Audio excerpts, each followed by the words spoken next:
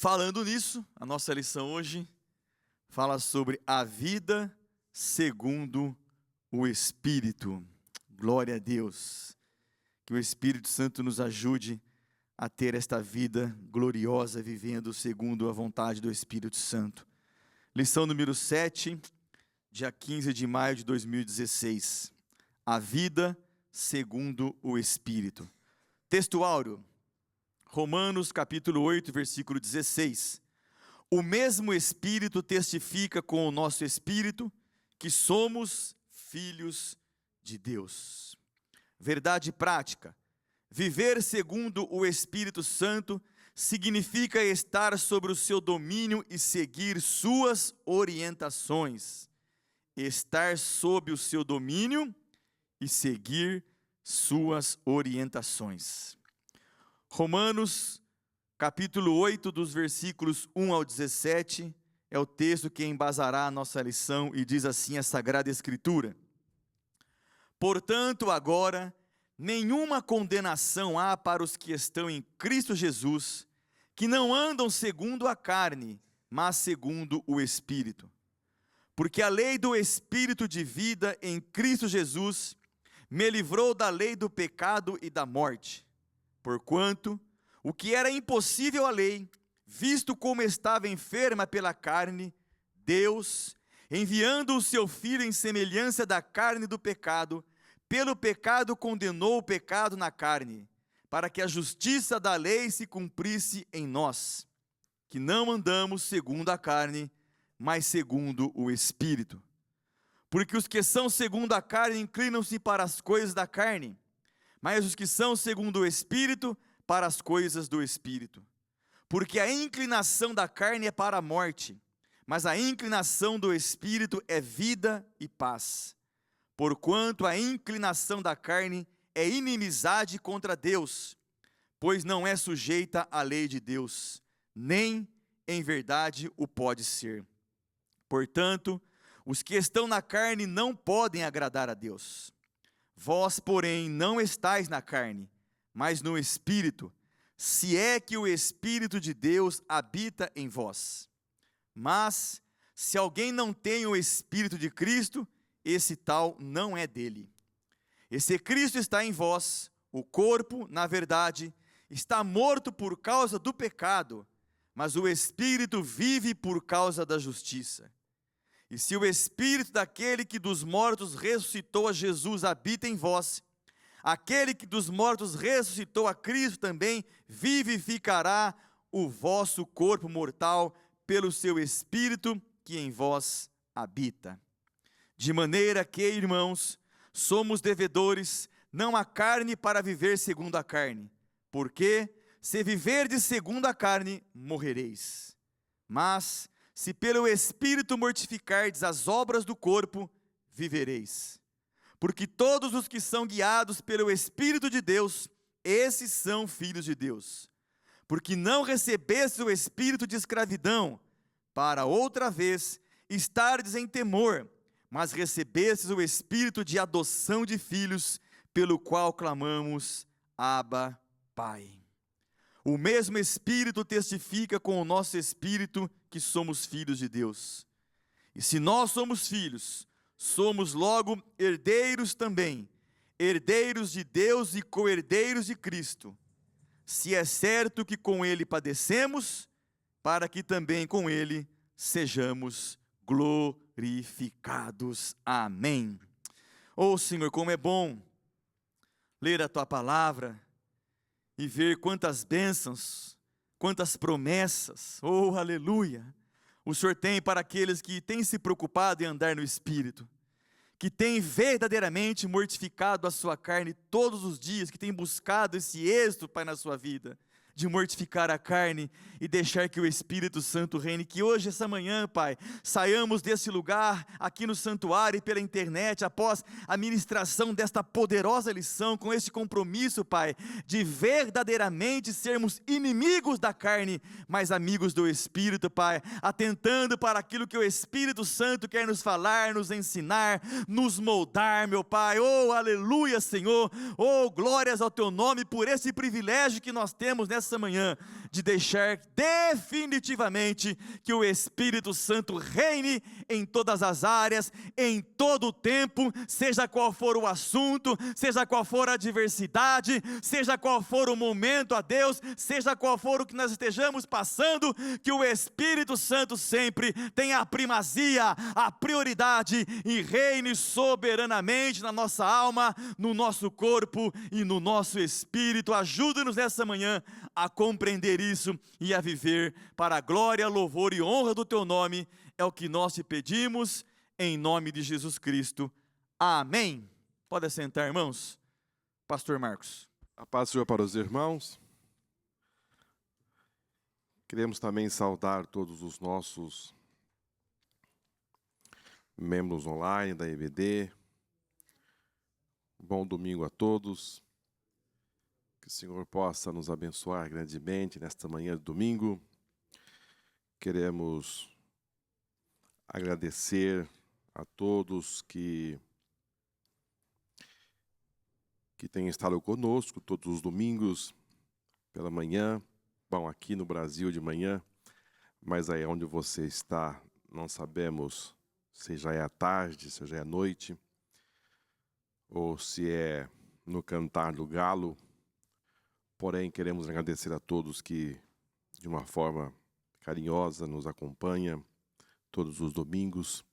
Que o Senhor possa cada vez mais lhe abençoar e que essas palavras possam surtir efeito na vossa vida, no vosso ministério, que possa ter grande êxito nas vossas vidas. Amém? Estamos descortinando o livro de Romanos, um livro extremamente de suma importância para as nossas vidas. E hoje nós vamos adentrar no capítulo 8 do livro de Romanos. É um capítulo muito apreciado pelos estudiosos da Bíblia, porque no capítulo 7, nós estudamos aqui domingo passado, Paulo tratando a respeito da dificuldade do cristão em relação aos conflitos entre o corpo, a alma, o espírito, este embate, essas forças opostas que se opõem. E ele vai terminar o capítulo 7 dizendo: miserável homem que sou, quem me separa o corpo desta morte? Parece que ele dá um grito de desespero, um grito de guerra contra os conflitos. Porém, o livro de Romanos não termina no capítulo 7. Ele avança. E no capítulo 8, ele já vai fazer um tratado aqui a respeito do sacrifício de Cristo. E leia comigo o capítulo 1, do versículo 8, só para a gente fechar esse assunto que eu estou tratando com os irmãos. Ele diz: miserável homem que sou, mas no capítulo 8, do versículo 1, ele diz: portanto, agora, ou seja, uma mudança. Portanto, agora, nenhuma condenação há para os que estão em Cristo Jesus, que não andam segundo a carne, mas segundo o Espírito. Percebe que ele faz um tratado das dificuldades. Ele pede ajuda. Ele sente a necessidade da ajuda externa, ajuda do Espírito Santo que está no interior, mas ele se vale de ajudas para poder viver. E ele grita por necessidade.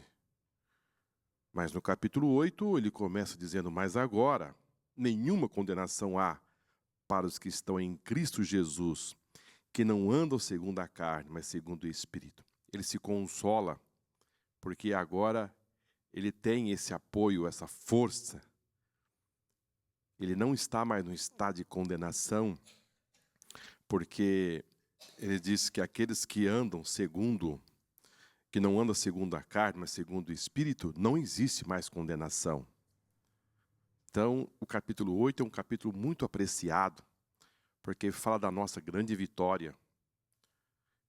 E essa vitória compreende você viver segundo o Espírito, mas você precisa dar essa abertura para que o Espírito Santo seja o seu companheiro na sua caminhada.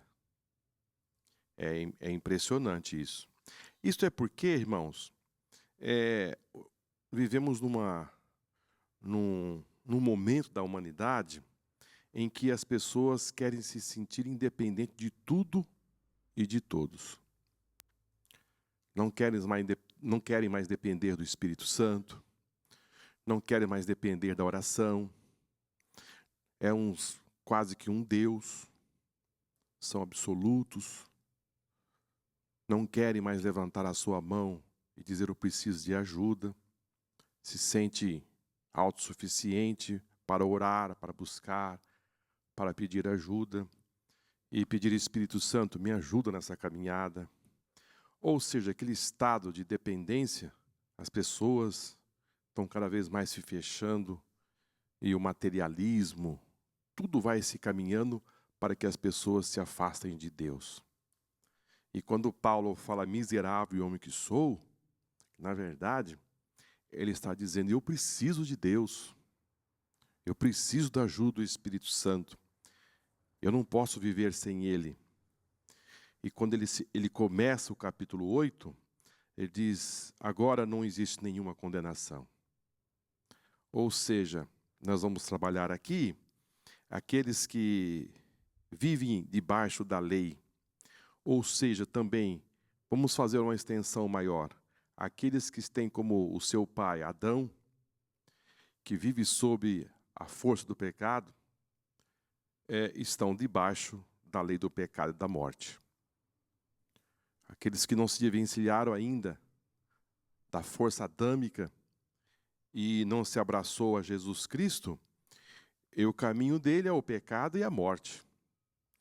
Mas Paulo vai mostrar aqui que existe uma possibilidade em Deus de você ter uma vida abundante, uma vida repleta de bênçãos. Mas no capítulo 8 também,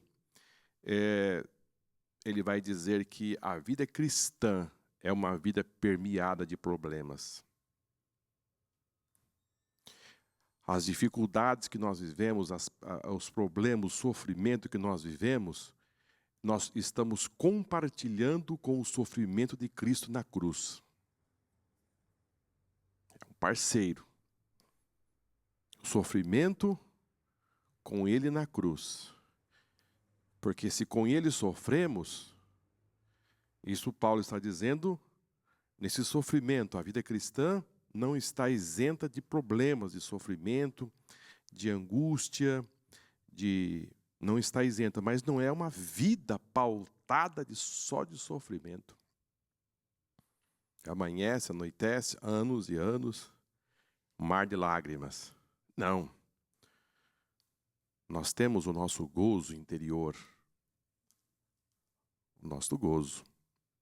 Essa alegria nunca mais vai parar. Existe um corinho, né? Que dizia, se cantava muito, esta alegria não vai mais parar. Ela nunca mais, parece que saiu do nosso cenário. É porque o crente, ele tem que se sentir essa segurança, essa alegria em Cristo.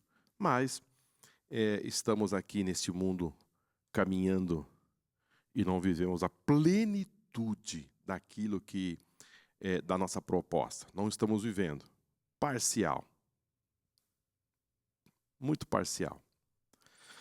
Muito bem, vamos para a nossa introdução, irmãos, porque queremos registrar aqui a presença do pastor Dionísio.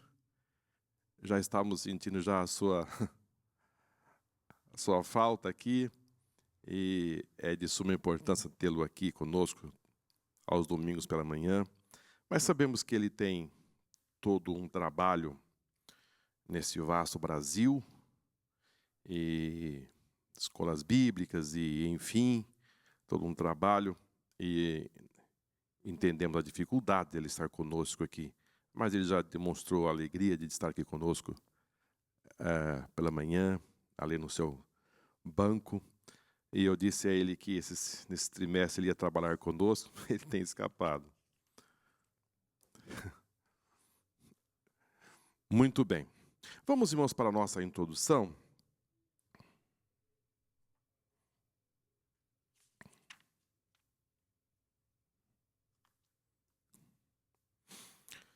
No capítulo 7 da Epístola aos Romanos, o apóstolo Paulo apresenta um pequeno esboço do que ele iria tratar no capítulo seguinte.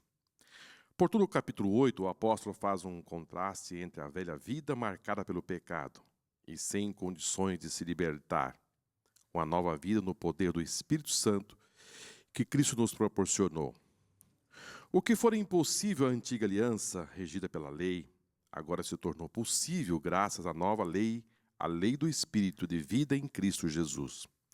Por intermédio do Espírito Santo, já temos uma visão prévia da alegria que um dia viveremos ao lado do Senhor no céu. Temos também a garantia de que no futuro desfrutaremos a plenitude da salvação. Como disse aos irmãos, já nessa introdução, no capítulo 7, Paulo vai tratar a respeito da agonia, do fracasso, da derrota do homem carnal.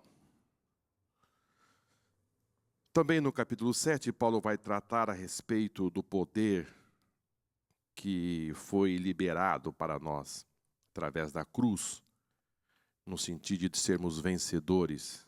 Paulo chega a dizer que nós somos mais do que vencedores. E ele, como disse aos irmãos, ele vai dizer, dar o seu grito, dizendo: desventurado homem que sou, quem me livrará do corpo desta morte.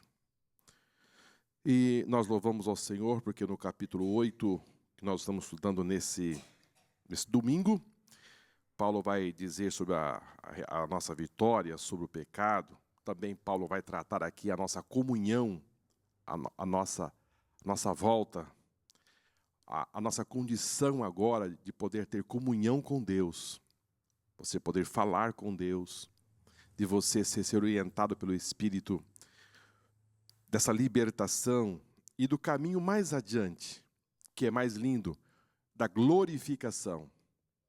Porque o nosso passo, ele é progressivo. Você é libertado do pecado, mas agora você começa a receber o Espírito Santo e você começa a ter um caminho brilhante de sustentabilidade na vida cristã, através da ajuda do Espírito Santo. Porque o Espírito Santo agora passa a habitar em nós. Paulo também vai tratar da impossibilidade da antiga aliança.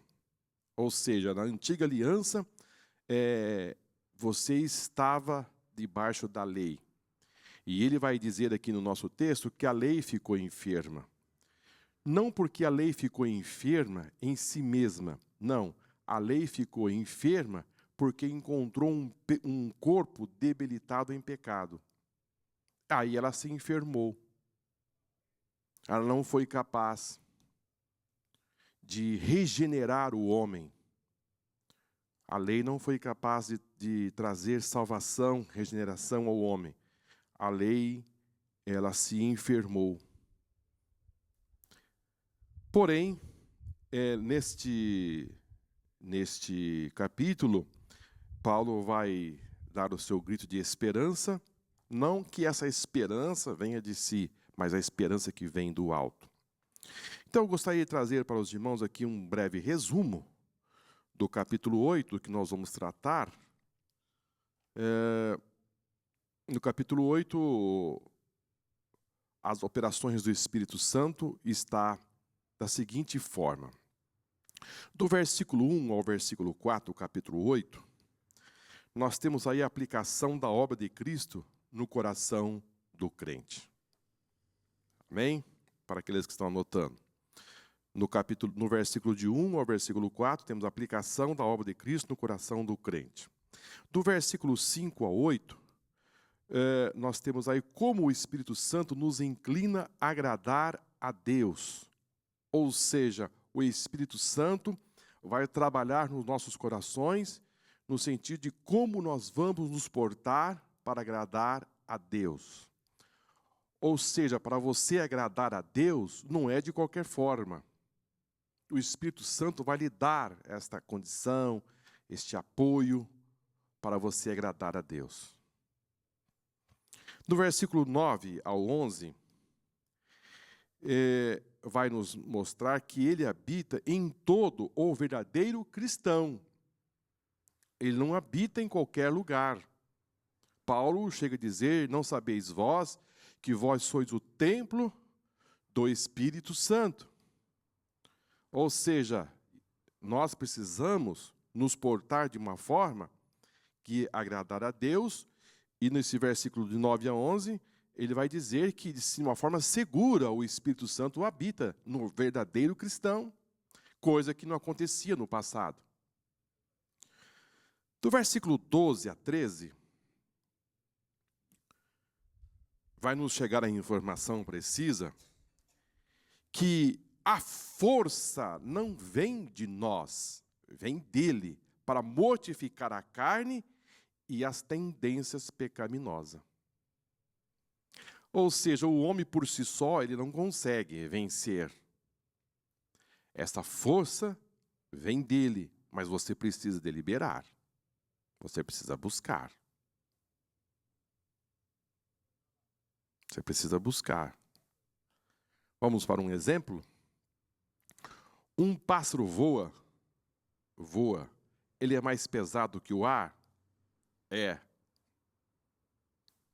Você olha assim, ele está voando, mas você pega, ele tem um peso. Como é que ele consegue se deslocar no ar, sendo que ele é mais pesado? Ele imprime força.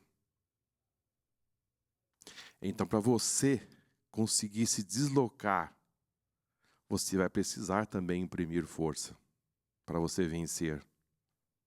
Porque se ele parar de bater as asas, ele é atraído por uma força chamada força de gravidade.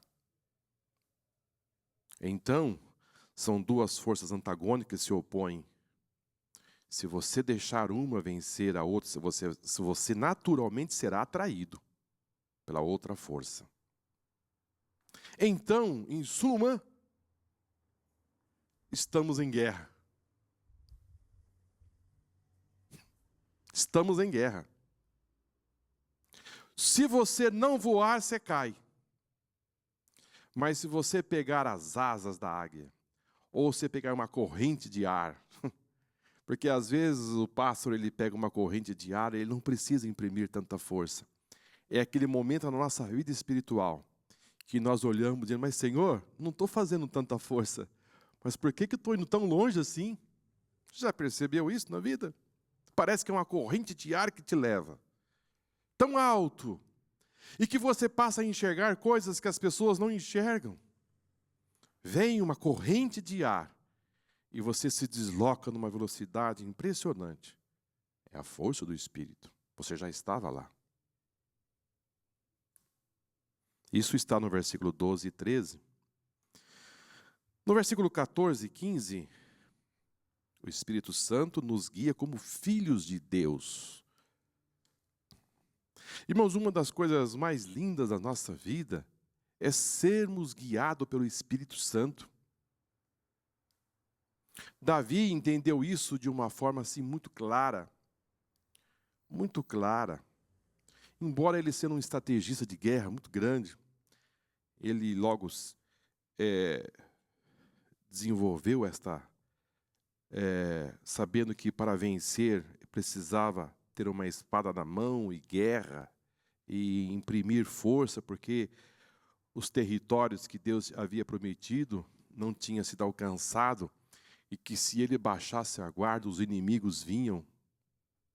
Ele disse que seria engolido vivo se não fosse o Senhor. Então ele sabia que precisava de pelejar. O grande problema, irmãos, é quando nós temos uma vitória sobre outra vitória. Aí parece que nós já somos autossuficientes. Quando já acumulamos algumas vitórias, parece que já a coisa entra no piloto automático. E a coisa não é bem assim. Davi sabia que as vitórias que ele alcançava não adivinha apenas do seu exército. Porque o seu exército não tinha as armas mais capazes da época. Os filisteus desenvolviam tecnologia muito mais avançada. Já dominava o ferro, o aço, com mais propriedade.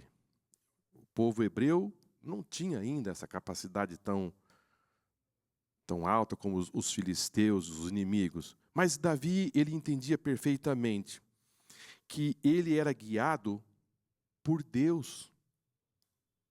E impressionante que teve guerras que Davi imprimiu, que ele disse: Senhor, me dá um mapa. Me dá um mapa da guerra.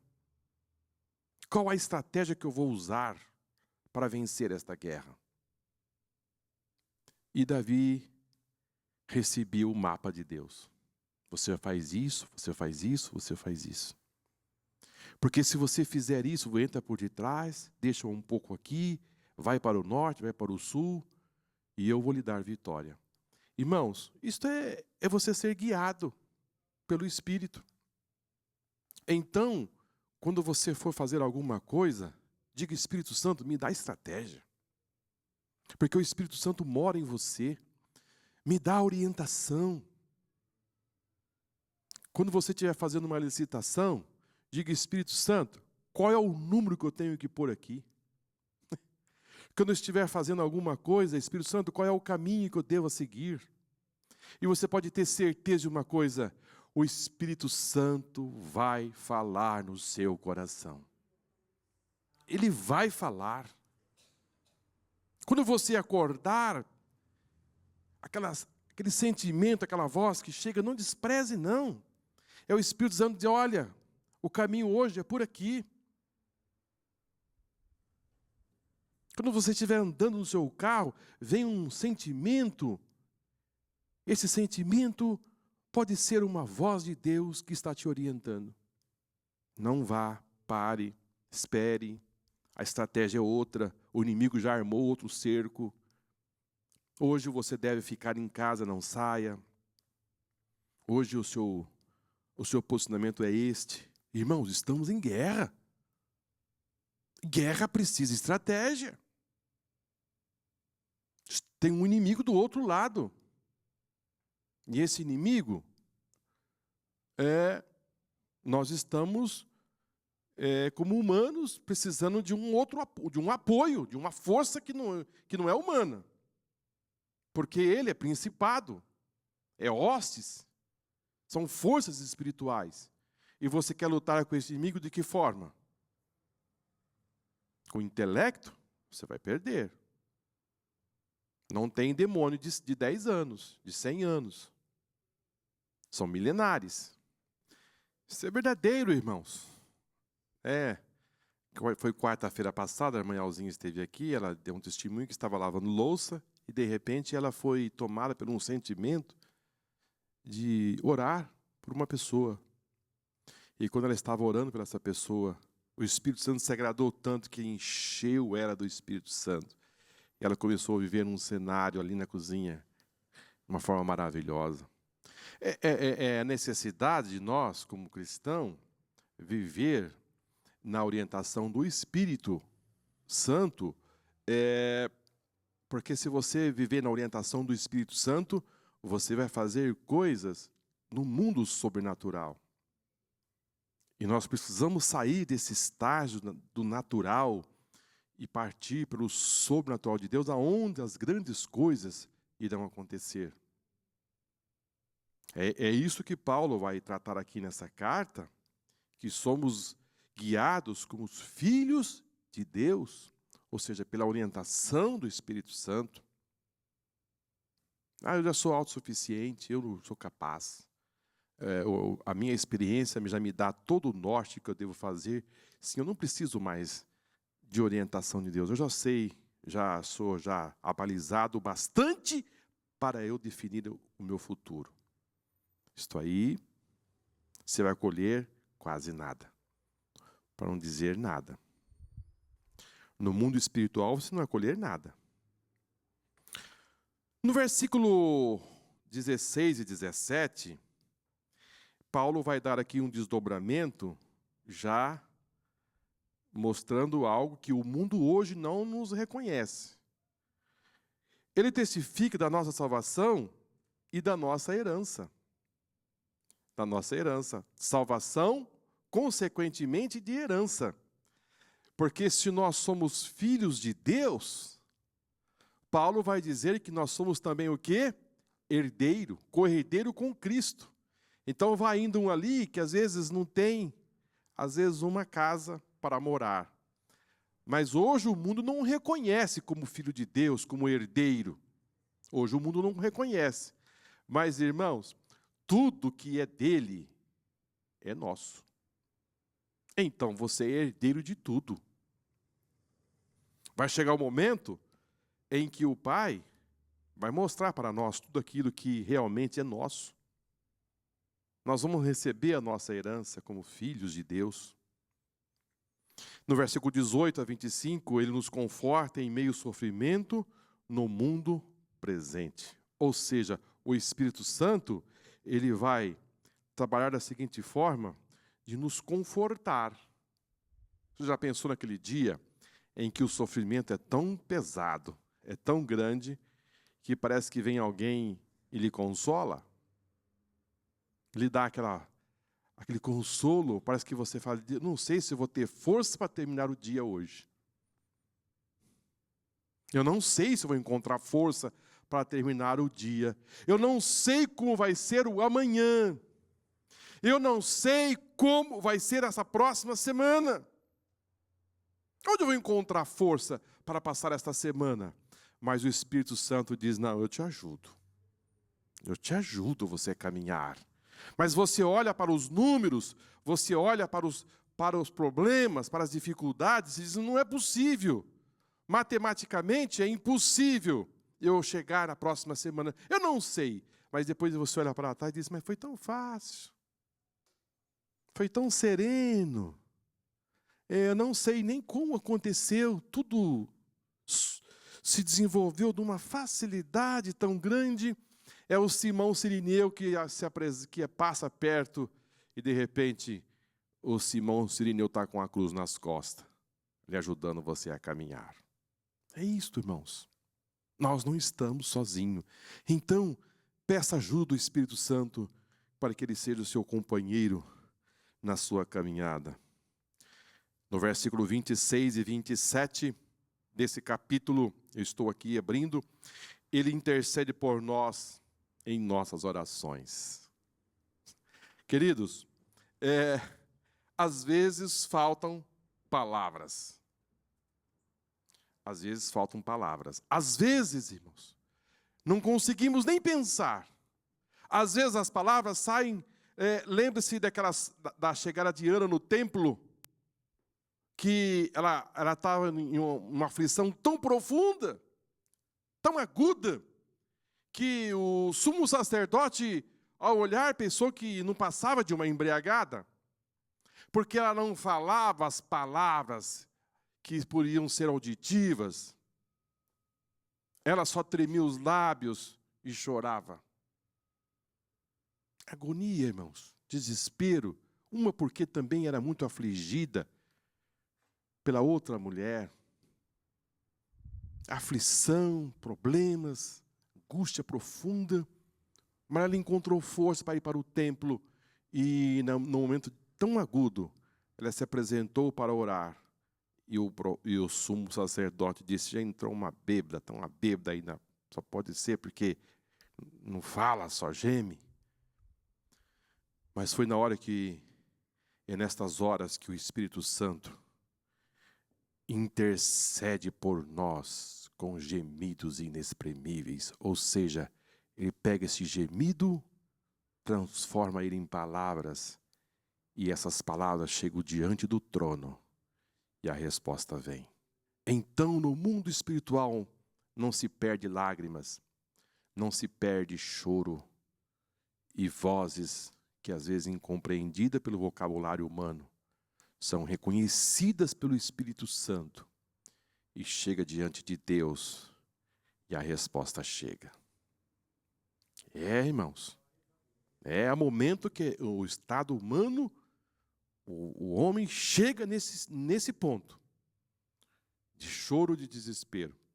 Eu, assim, particularmente, irmãos, eu não sou de muito chorar. Choro, já chorei muito, mas não sou de muito chorar. Mas eu não aguento ver pessoas chorar. Eu fico muito comovido, com lágrimas, com choro, porque eu sei que está sendo impulsionado por uma dor. Então eu fico assim, muito pesaroso, com lágrimas, choro. Agora, irmãos, imagine só o nosso Deus, quando Ele vê choro, lágrimas nos seus pés. Ele se move, irmão. Deus, quando Ele vê lágrimas caindo, as lágrimas não desaparecem, não entram em ebulição e desaparecem pelo ar, não. Essas gotas de lágrimas são reconhecidas por Deus. E, consequentemente, esse capítulo vai se fechar dizendo: quem nos separará do amor de Deus? Somos mais do que vencedores por meio de Cristo Jesus, nosso Senhor. Então ele fecha, versículo 31 a 39, que somos mais do que vencedores. Quem nos separará do amor de Deus? Com tudo isto, irmãos, que nós passamos aqui, com todos esses pontos nesses versículos, quero lhe assegurar da seguinte forma: existe grandes possibilidades em Deus de você ser um grande vencedor. Grandes possibilidades em Deus de você ser um vencedor. O que você precisa é entender, ter conhecimento, se debruçar diante desta palavra e dizer: por aqui existe um caminho que eu devo percorrer. Eu preciso me valer destas ajudas. Esse parceiro que nos orienta, que nos guia, que nos intercede, que nos mostra que somos filhos de Deus. Ele mostra a nós que existe uma herança muito grande preparada para os seus filhos. Então, o capítulo 8, irmãos, é um capítulo, assim, pelos teólogos, pelos estudantes da Bíblia, é assim muito prazeroso em você estudar, porque vai mostrar tudo aquilo que o Espírito Santo nos preparou para nós vivermos aqui e projetando o futuro. Vida no Espírito. Vamos para o nosso primeiro tópico? A enfermidade da lei. Como podemos observar no capítulo 7, Paulo exclamou em tom desesperador quando vê diante de si e de todos os cristãos o impiedoso jugo do pecado. Romanos 7, 24. Esse grito pertence a todos nós. Mas qual era a razão desse desespero? É necessário entendermos a argumentação do apóstolo em torno desse assunto. Ele havia dito que todos os homens, quer gentil, quer gregos, estavam debaixo da condenação do pecado. Mesmo judeus, a quem foi confiada a lei mosaica, não conseguiram escapar desse cativeiro. E por que não? Porque a lei que fora dada para alertar os homens sobre a magnitude do pecado, acabou servindo de instrumento para aguçar o desejo de pecar. Desta forma, a lei que era uma coisa boa, acabou se tornar inoperante diante de outra lei, a lei do pecado e da morte. Assim, a lei ficou doente. Nesse tópico, irmãos, já ficou aqui muito claro para nós, nesse comentário do nosso pastor, ele vai mostrar aqui exatamente que a força da lei, do pecado, da morte, era um aguilhão, em que os homens não conseguiam se libertar.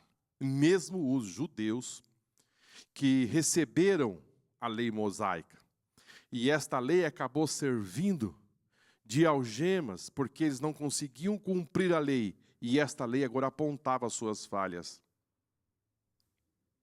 Então, o grande conflito. O grande conflito. Prisioneiros do pecado e destinados à morte. Em Ezequiel, Deus vai dizer pelo profeta: a alma que pecar, essa morrerá. E se você infligisse uma lei, você tropeçava em toda a lei. Que conflito é esse? Que desespero.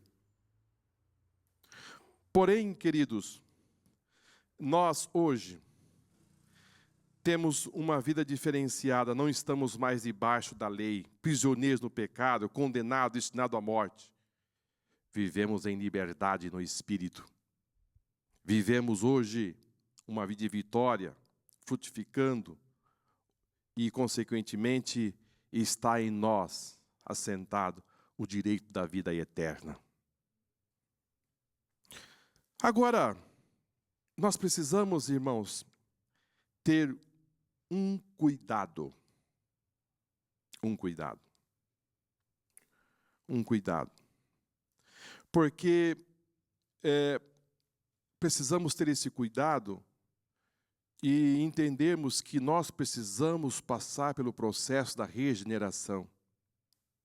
Muitos não querem se submeter, não querem se regenerar, muitos não querem viver uma vida cristã, realmente, vivem com uma certa aparência e não se libertam da lei do pecado e da morte. E você só vai conseguir se libertar da lei do pecado e da morte se você passar pelo processo da regeneração, do novo nascimento. Às vezes olhamos de fora, não sabemos o que está por dentro. Nós não sabemos. Olhando assim, mas às vezes são pessoas que não foram regeneradas e precisam se regenerar. Às vezes oram.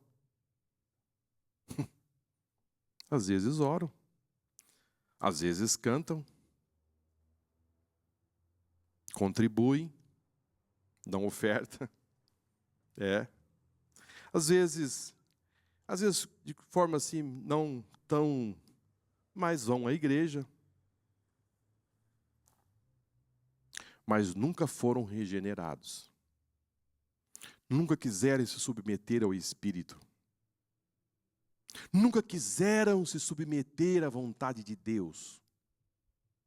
Nunca quiseram morrer para o mundo e nascer para Cristo. Não estou aqui dizendo de pessoas que foram regeneradas e que por algum motivo falharam. Estamos sujeitos a falhas, mas precisamos passar por esse processo na nossa vida. Às vezes, podemos falhar, sim, mas não ter uma vida repleta, contribuída de falhas. Isto mostra que você não nasceu de novo. Jesus disse no capítulo 7, versículo 16 do livro de Mateus, ele vai dizer aqui uma palavra que eu acho que ela é pertinente para esse momento. Mateus capítulo 7, versículo 16 a 20, palavras do Senhor Jesus. Pelos seus frutos os conhecereis. Porventura colhem-se uvas dos espinheiros, ou figos dos abrolhos, assim toda árvore boa produz bons frutos, e toda árvore má produz frutos maus. Não pode a árvore boa dar maus frutos, nem a árvore má dar frutos bons. Toda árvore que não dá bom fruto, corta-se e lança-se no fogo. Portanto, pelos seus frutos os conhecereis. Você não pode julgar uma pessoa por um momento, por um tropeço, por uma falha. Mas Jesus aqui, ele quis dizer de uma árvore, e esta árvore,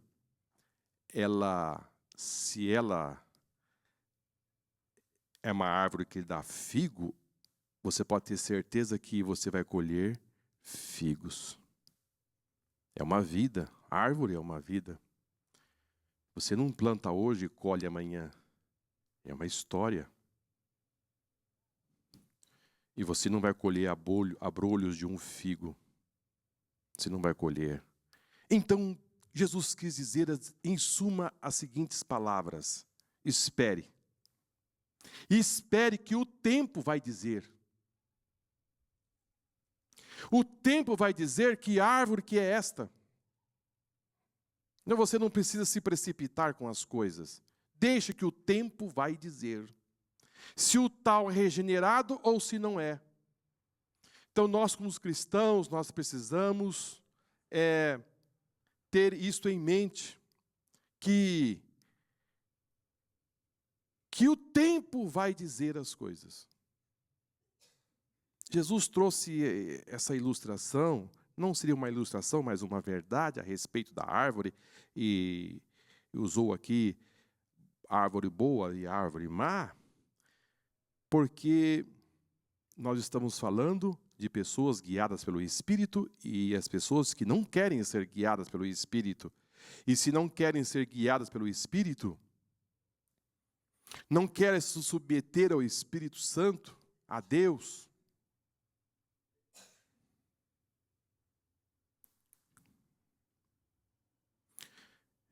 eu trouxe aqui, os frutos se mostram com clareza. E é apenas uma questão de tempo. O fruto, quando você vai apanhar, às vezes você vai pegar o limão, tem um limão que parece uma ponca. Eu gosto muito de limão, e eu gosto daquele limão grande. E eu, quando vou no supermercado, fico olhando, né, aquele limão vinagre, ou outros chamam de limão cavalo. E eu gosto muito de limão e de pimenta. Mas o limão, ele, só de falar, enche a boca de água, né? Ele, às vezes as pessoas se confundem com uma poncã, porque ele é grande. E quem está atrás de uma poncã e pega um limão desse, fala, perdi meu tempo. Porque ele é azedo. Ele é azedo. Então, às vezes se confunde. Mas você precisa que essas palavras possam cair na nossa mente e fixar, irmãos, que com o tempo as coisas vão se aclareando. Isso mostra, às vezes, a nossa conduta. Às vezes as pessoas querem denegrir a nossa conduta, mas não conseguem. Por quê? Porque com o tempo vai aparecer quem você é.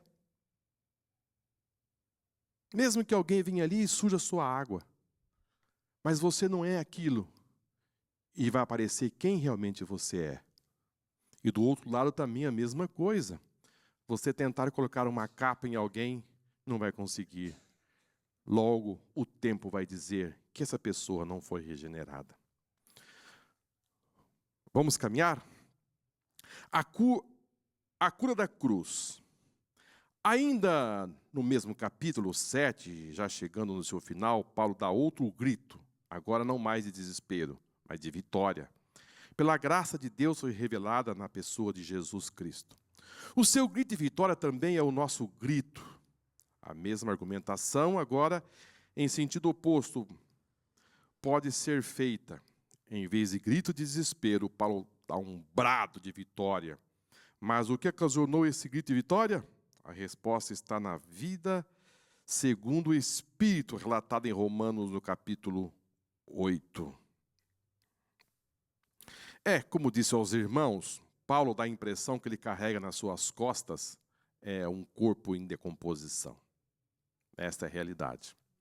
Quando ele trata o capítulo 7, versículo 24, livro de Romanos, 7, 24, Paulo vai expressar: desventurado homem que sou. Quem me livrará do corpo desta morte? Então, Paulo dá esta impressão que ele carrega nas suas costas um corpo em decomposição, um corpo mutilado. E um aguilhão, ou seja, está no corredor, sem força de se libertar. Na verdade, irmãos, Paulo estava aqui reconhecendo a incapacidade de se livrar da escravidão repulsiva. Paulo estava aqui dizendo a muitas pessoas que pegam esse versículo e acabam entrando por outros caminhos. Mas, na verdade, Paulo estava reconhecendo aqui a escravidão repulsiva e que ele clamava por uma ajuda externa.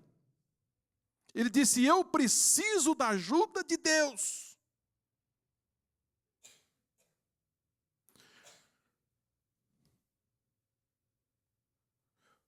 Mais vale, irmãos, o desespero de você pedir ajuda do que você se portar como autossuficiente.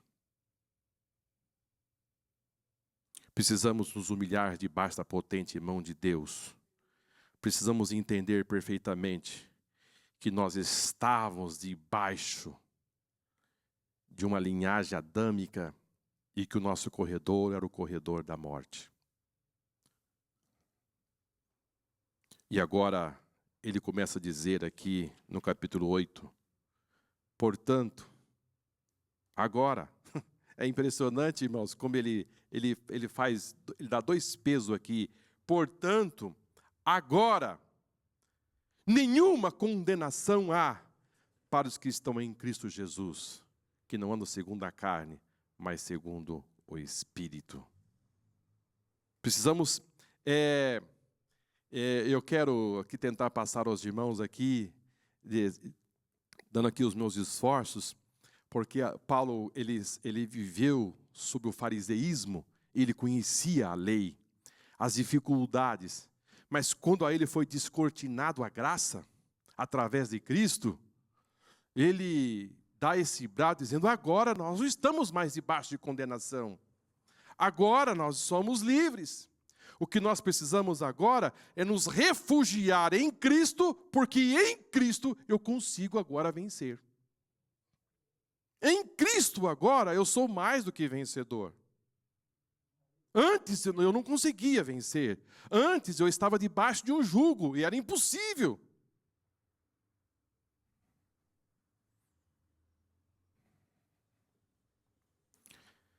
A palavra é esta, irmãos. Jesus nos livrou da lei, do pecado e da morte. São tudo consequências. Não cumpre a lei, você é um pecador. E você, sendo um pecador, você está morto.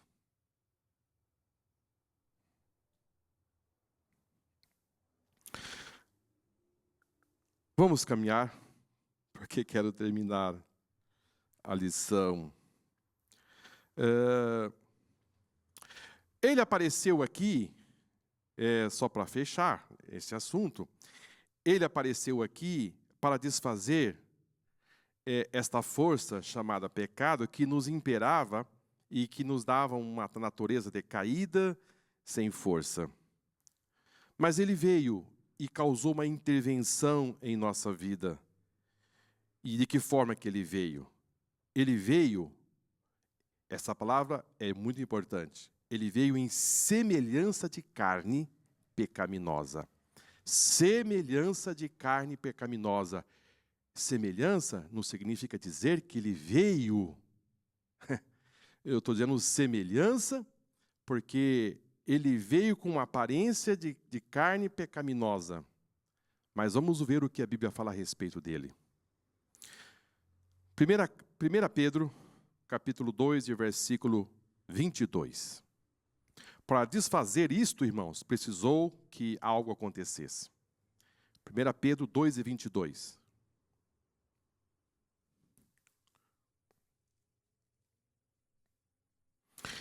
Como disse aos irmãos, ele não veio em carne pecaminosa, mas em semelhança de carne pecaminosa. Ele não pecou, a qual não cometeu pecado, e nem na sua boca achou engano. 1 Pedro 2 e 22.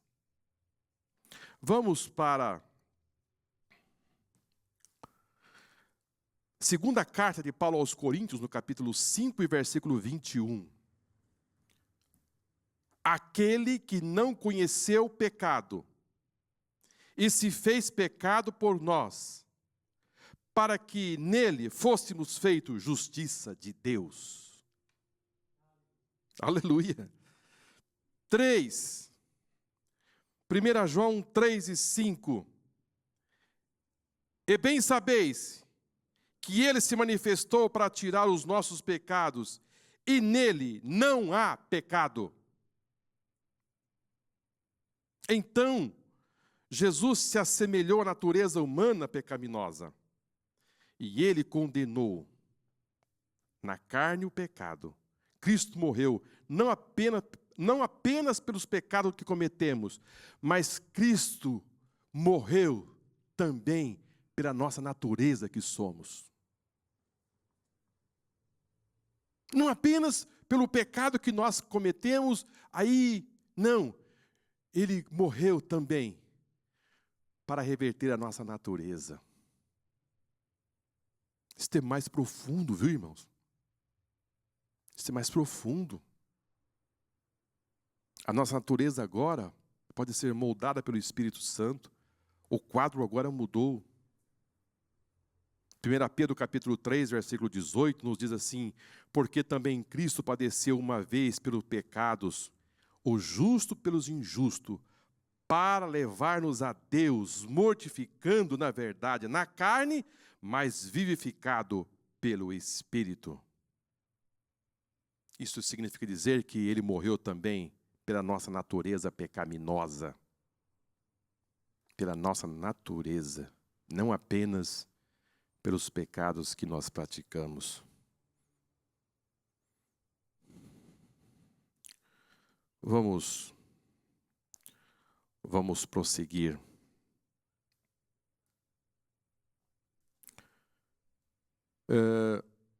No capítulo 22 de São Mateus, versículo de 36 a 40, nós já temos aqui um mandamento que Jesus deixou e que nós devemos agora cumprir. Isso é muito importante. Mateus 22 e 36 diz assim: mestre, qual é o grande mandamento na lei? E Jesus disse-lhe: amarás o Senhor teu Deus de todo o teu coração, de toda a tua alma, de todo o teu entendimento, do seu pensamento. Este é o primeiro e grande mandamento. E o segundo, semelhante a este, é: amarás o teu próximo como a ti mesmo. Desses dois mandamentos dependem toda a lei e os profetas. Aqui Jesus fechou tudo. Aquilo que é lá atrás, 616 e 13 preceitos, a lei mosaica, o decálogo. Um mestre chegou a ele dizendo: mestre, um doutor da lei, mestre, qual é o grande mandamento agora? Aí Jesus disse: amarás a Deus, seu Deus, de todo o teu coração, e o teu próximo como a ti mesmo. Se você fizer isso, você cumpriu toda a lei e os profetas. Mas percebe que ficou agora sintetizado, ficou mais fácil, porque agora se você ama a Deus e ama o próximo a ti mesmo, você vai cumprir toda a lei. Toda a lei. Muito bem. Vamos avançar. A vida no Espírito pressupõe oposição à natureza adâmica. A velha inclinação, Paulo usa o verbo grego proneu, traduzido aqui como inclinar, ou no sentido de colocar a mente de algo. A natureza adâmica, mesmo destronada, continua requerendo seu antigo lugar. Na carta aos Gálatas, Paulo mostra que a carne milita ou guerreia contra o Espírito. Vamos ler esse versículo, Gálatas 5,17. Porque a carne cobiça contra o Espírito, e o Espírito contra a carne, e esses opõem um ao outro, para que não façais o que quereis. Esse versículo, eu acabei lendo agora, eu tenho ele aqui rápido, mas só queria fazer um breve comentário. Aqui, queridos, está a grande peleja. As duas forças antagônicas se opondo. Você querendo fazer algo, mas existe alguém querendo pegar o seu lugar para ter o domínio, para se entronizar. Estas duas forças antagônicas que se opõem, essas guerras, esta peleja que está dentro do homem, isto, preciso lhe dizer, você, depois que você aceitou a Cristo, até o último dia da sua vida aqui nesta terra, esta peleja vai continuar até o fim. Não significa dizer, porque você tem 10, 15, 20, 30 anos, 50 anos de crente, que não existe mais essa guerra. Esta guerra vai existir até o último suspiro da sua vida. Não tem mais guerra porque tem 20 anos de crente. Já se consolidou. Isso vai até o fim. Não para, essa guerra não para, esse conflito não para, esta peleja não para. Esta guerra acontece na esfera da mente, quando essa deseja contra o Espírito. Ainda na epístola aos crentes da Galácia, o apóstolo explica que a carne e o Espírito são duas forças opostas entre si. Todos os crentes salvos, quer sejam novos, convertidos, quer não, são objeto dessa inclinação da antiga natureza. Ceder a essa inclinação é ceder à morte. Nessa inclinação interna, a velha natureza, a carne, está no comando. Quando a carne assume o controle do Espírito, fica de fora. Vamos entender aqui, tentar passar um exemplo para os irmãos. O Brasil está com um novo presidente, né? Está com um novo presidente. A presidenta foi afastada. Só para, assim, exemplificar. Existem duas forças se opondo. Uma querendo ficar e a outra querendo voltar. Então, esse que ficou tem que fazer um trabalho para que ele não perca o seu lugar. Porque se ele não fizer um bom trabalho, o outro assume o trono. Então é assim essas duas forças. Alguém quer tomar o poder. Então você deve fazer de uma forma que a carne fique de fora. E que o Espírito tenha o controle da sua vida. E se você dar esse espaço para que o Espírito Santo controle a sua vida, ele vai controlar.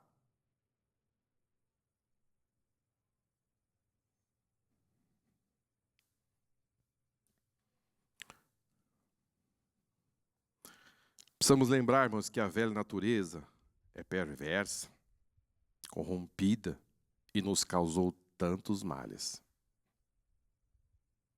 Nunca trouxe nada de bom. Nos levou uma caminhada de muita tristeza, de muitas dores, e nos indicava a morte. Vamos dar um passo adiante. A nova inclinação, em oposição à velha natureza adâmica, também denominada de natureza pecaminosa, ou ainda de o velho homem, Paulo mostra a inclinação do Espírito. Ele afirma que a inclinação do Espírito produz vida. A palavra grega inclinação usada aqui por Paulo é pronema, cuja raiz vem do pronel, inclinar, ficar bastante evidente a participação do crente no processo da salvação. Fica bastante evidente a participação do crente no processo da salvação. Ele precisa andar na esfera do Espírito, a fim de que não ceda os desejos da carne. Assim como o crente tem o seu papel no processo da salvação, escolhendo ou não receber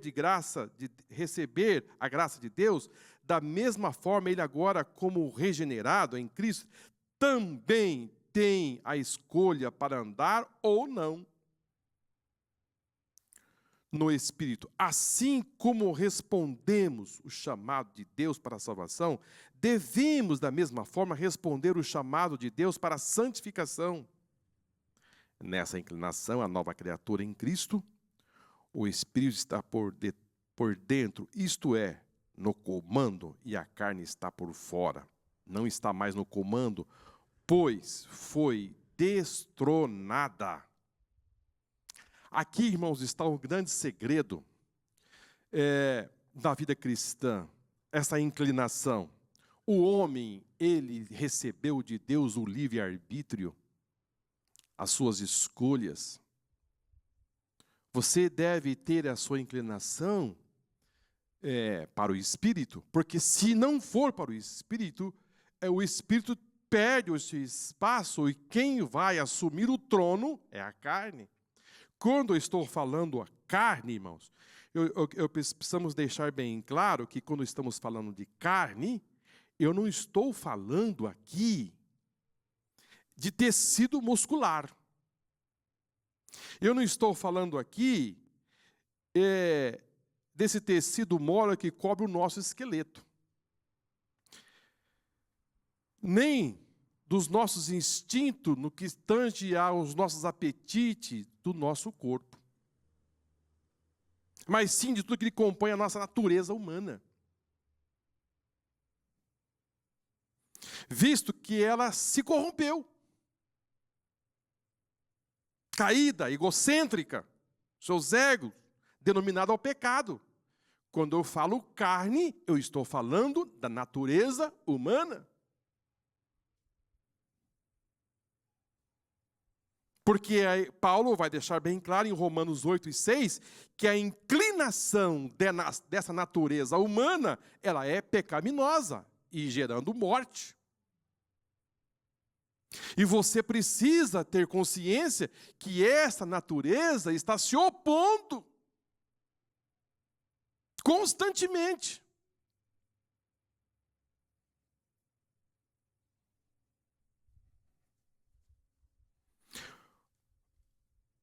A carne, irmãos, gera morte. E todo esse pacote, ela gera uma inimizade contra Deus.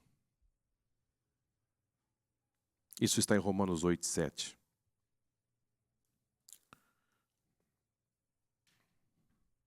Esse estado de pecaminosidade, esse estado de rebeldia, de hostilidade, isto aí é uma rebelião contra Deus.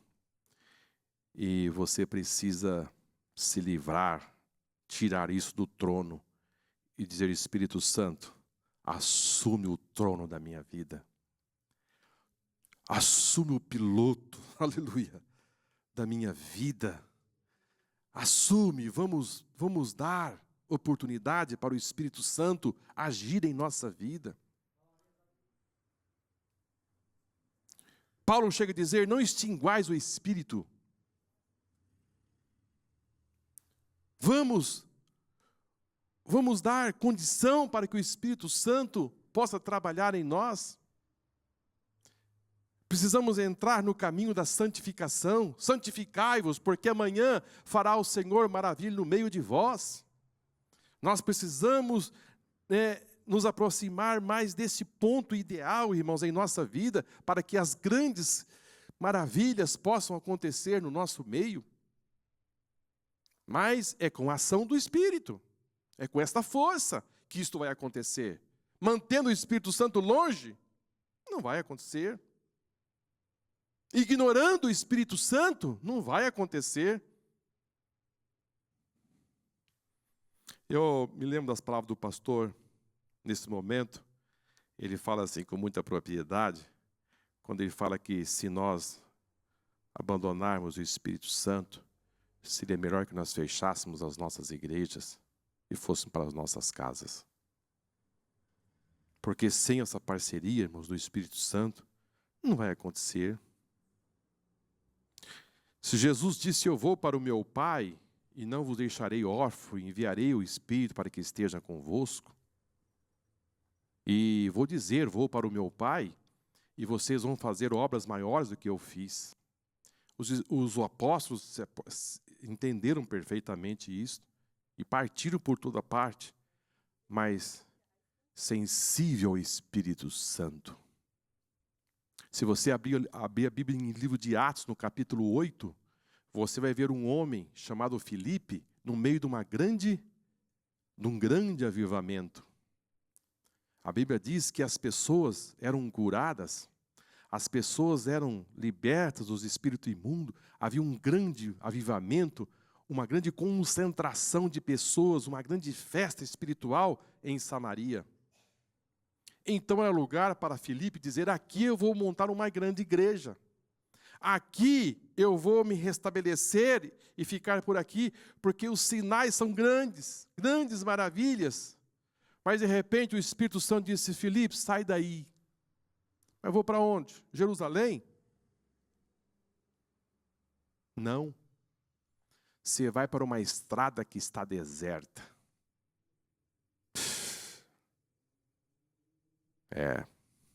Fazer o que numa estrada deserta, sendo que aqui Deus está operando, Deus trabalhando, eu devo ficar por aqui.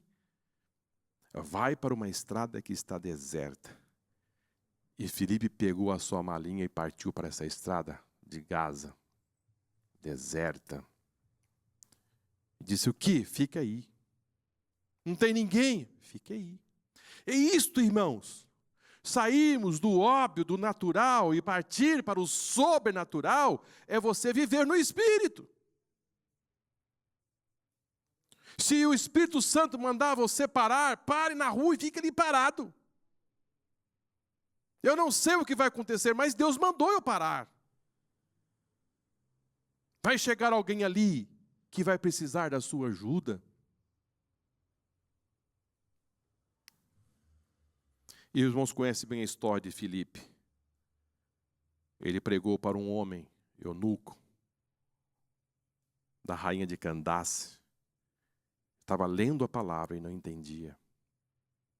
Então o Espírito Santo é sensível, diz, vamos fazer a interceptação certa. Você vai chegar neste ponto, o carro está aqui, quando você chegar aqui, vocês vão se encontrar. A velocidade de um carro, de um cavalo, é bem maior do que de um homem. Mas Deus sabe a hora que você vai chegar no ponto que Ele precisa. Ele sabe calcular a sua velocidade. Ele sabe interceptar 2 pontos. O que nós precisamos, e o que Paulo está dizendo aqui, é que nós precisamos nos inclinar a ter essa sensibilidade a viver no Espírito e não viver na carne, na nossa razão, pautar a nossa vida inteira somente nisso. Não, viemos para o Senhor Jesus. E se nós viemos para o Senhor Jesus, aqui a coisa é medida mais em cima. Paulo chega a dizer que nós estamos assentados em regiões celestiais. Estamos sentados nesses bancos? Sim, mas queridos, a nossa posição é nas regiões celestiais. Nós precisamos olhar para um paralítico e ver possibilidade em Deus dele andar. Não, mas isso foi só para os apóstolos. Não, não foi só para os apóstolos. Nós precisamos olhar para um homem cego, surdo e mudo e ver possibilidade em Deus dele mudar a sua vida.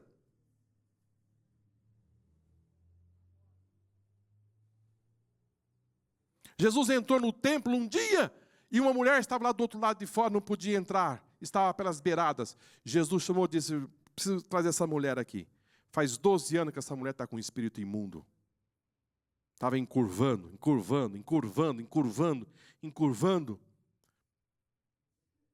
Alguém disse, mas essa mulher não pode entrar. Não pode entrar, ela precisa ser curada. A lei não permitia. Um regimento fortíssimo. Mas as pessoas aprisionadas. O que adianta? Vamos continuar aqui para nós fecharmos. A nova filiação.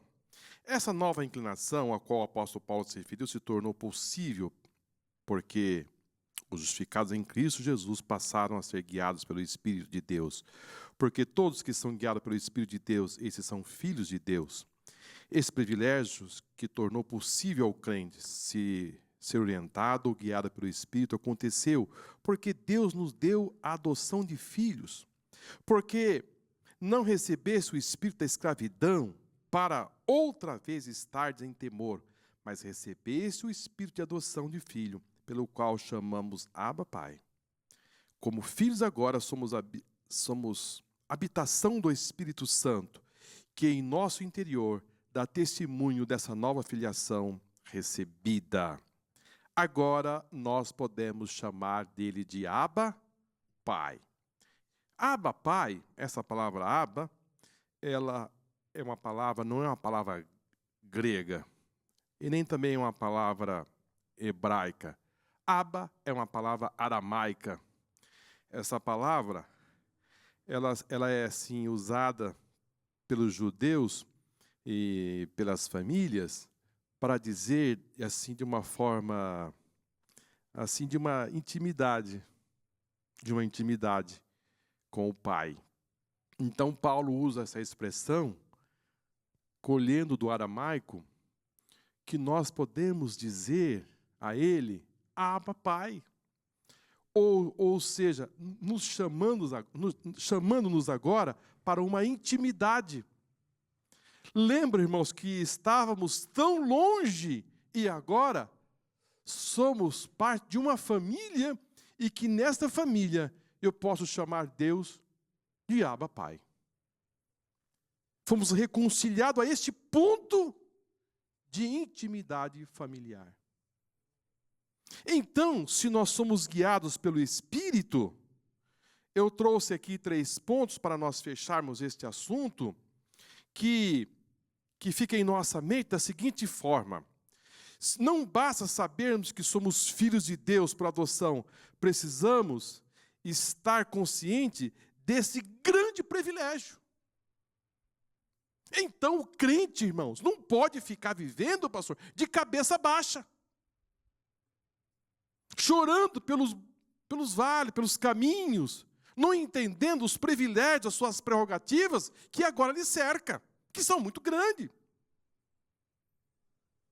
Segundo ponto, o Espírito Santo testifica com o nosso espírito que somos filhos de Deus. Então não precisamos mais viver uma vida de derrota, derrotados, fracassados. Se o Espírito Santo testifica no meu espírito que eu sou filho de Deus, está fechado. Já está sacramentado. Não precisa mais. O que ele precisa mais nesta vida, se o Espírito Santo está testificando no seu espírito que você é filho de Deus?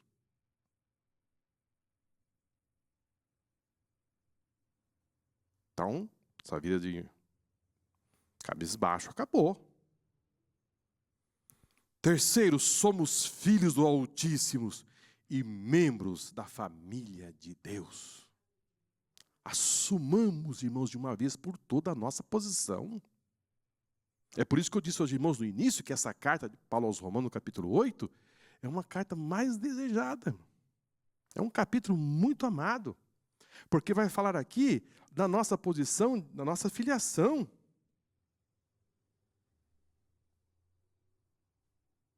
Primeiro, mais cedo ou mais tarde, o herdeiro recebe os bens do seu pai. Mais cedo ou mais tarde, nós vamos receber tudo aquilo que é o nosso direito. Em Romanos capítulo 8, versículo 17, segundo, o apóstolo vai confirmar isso dizendo: e se nós somos filhos, somos logo herdeiros, também herdeiros de Deus e co-herdeiro com Cristo. Terceiro, tudo que o Pai possui é nosso. Isso está lavrado. Quarto, ainda não estamos desfrutando de tudo isso, mas certamente o faremos no futuro bem próximo. Você não desfruta de tudo aquilo que lhe pertence, mas no futuro bem próximo, você vai desfrutar. Quinto, se somos co-herdeiro com Cristo em seu reino, teremos parte com Ele em todas as riquezas do Pai.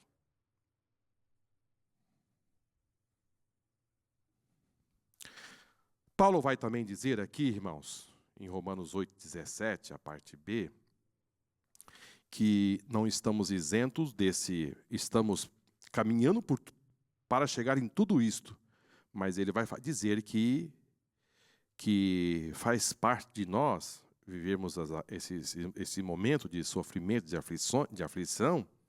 Em segunda carta de Paulo aos Coríntios, capítulo 1, versículo 5, diz: porque como as aflições de Cristo são abundantes em nós, assim também é abundante em nossa consolação por meio de Cristo. Então Paulo fecha aqui dizendo que as aflições são abundantes.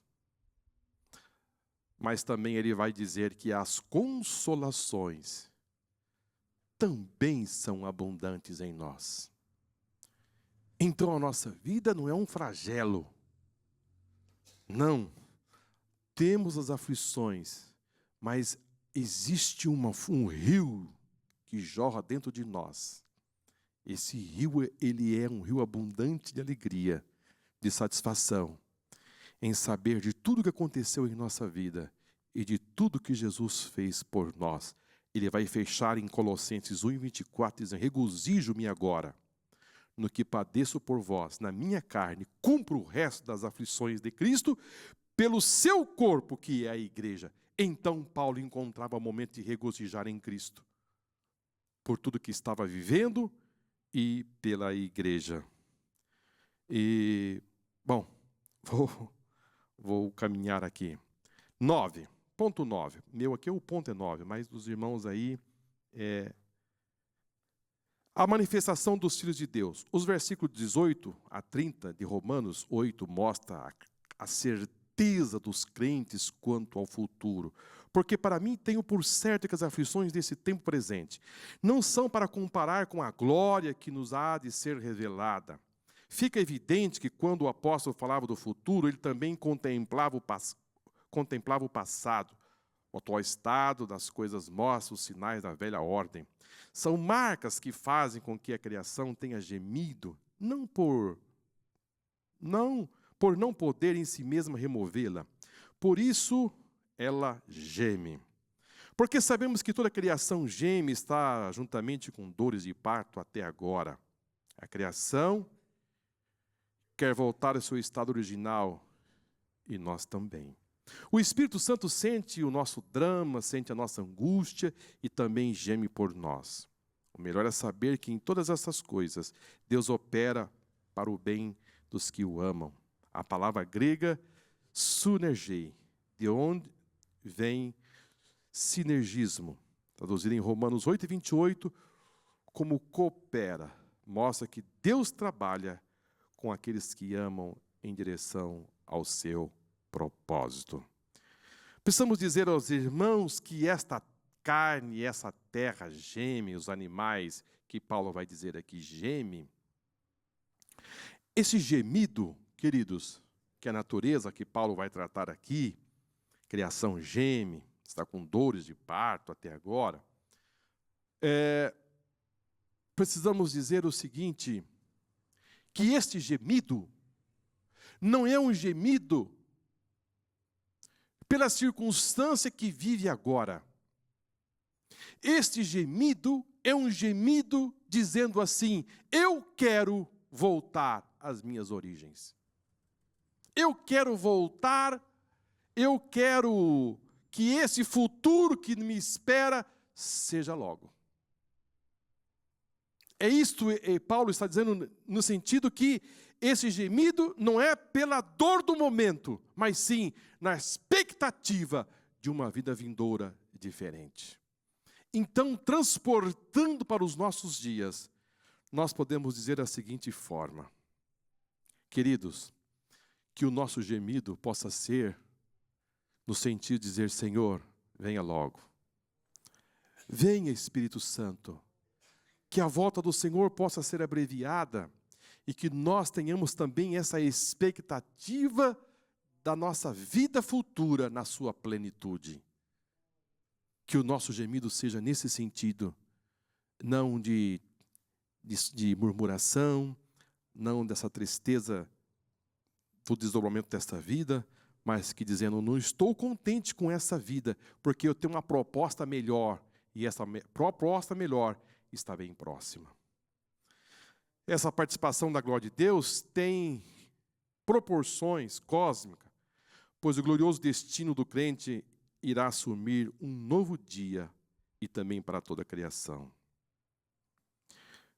Aqui, irmãos, nessa dor, nesse momento que nós estamos vivendo, e vamos contemplar aqui dor, lágrimas, tristezas, fraquezas, morte, vamos encontrar tudo isto. Mas podemos dizer aos irmãos com muita propriedade que está chegando o momento que vai se cumprir em nossa vida. O capítulo 21 do livro do Apocalipse. Vamos ver quem achar aí.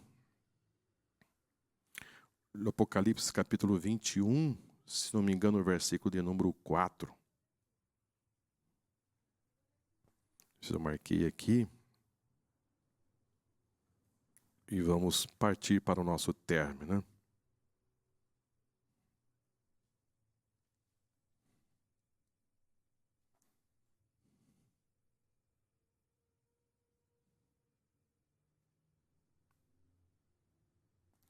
E Deus limpará dos seus olhos toda lágrima. Aleluia! Não haverá mais morte, nem pranto, nem clamor, nem dor, porque já as primeiras coisas são passadas. Queridos, gostaria de trazer para os irmãos esse versículo que me chama muito a atenção. Romanos 8. Vai dizer assim, Romanos 8 está essas seguintes palavras. 8, 38 e 39. Nem a morte. Primeiro, eu linkei aqui 10. Eu comecei a marcar ontem, achei 10 pontos aqui, 10 palavras que pode se opor a nós nos mantermos. Eu fui contando e encontrei 10. Nem a morte, primeira, nem a vida, nem os anjos, nem os principados, nem a potestade, nem o presente, nem o porvir, nem a altura, nem a profundidade. Aí tem 9. 10. Nem, Paulo disse, vamos encontrar alguma coisa que eu não relacionei. Nem alguma outra criatura nos poderá separar do amor de Deus, que está em Cristo Jesus, nosso Senhor. Nada pode nos separar desse grande amor. Nada pode, você não pode trocar Jesus por nada desta vida, nem que seja pela morte, nem pela vida, nem por anjos. Aleluia! Nem pela altura, profundidade, futuro, presente, passado, tudo que aconteceu na sua vida, você não pode trocar Jesus por nada. Nada disso pode ser uma ponte para ser obstruída, dizer eu não quero mais continuar. Nada. Depois ele vai dizer no versículo 37, em todas estas coisas, somos mais do que vencedores. Sabe por quem? Por aquele que nos amou. Ele nos amou. Queridos, eu vou parar por aqui, porque já estou aqui já há quase 2 horas falando com os irmãos. Nós temos aqui mais o assunto do capítulo do Prova desse Grande Amor. Tratei com os irmãos agora. E Deus é conosco. Deus nos ama. Nos redimiu em Jesus Cristo. O jugo do pecado está ao nosso lado. Paulo afirma que diremos, pois, estas coisas. Se Deus é por nós, quem será contra nós? Eu acho importante isso aqui, irmãos, porque Paulo vai dizer assim, se Deus é por nós, quem será contra nós? Ele não começa dizendo assim, quem é contra nós? Vai achar muita gente. Vai achar o inferno inteiro. Mas ele começa dizendo, se Deus é por nós. Ele começa dizendo, se Deus está do meu lado. Então, vamos tirar, irmãos, aquilo que é negativismo, aquilo que vai influenciar de forma negativa.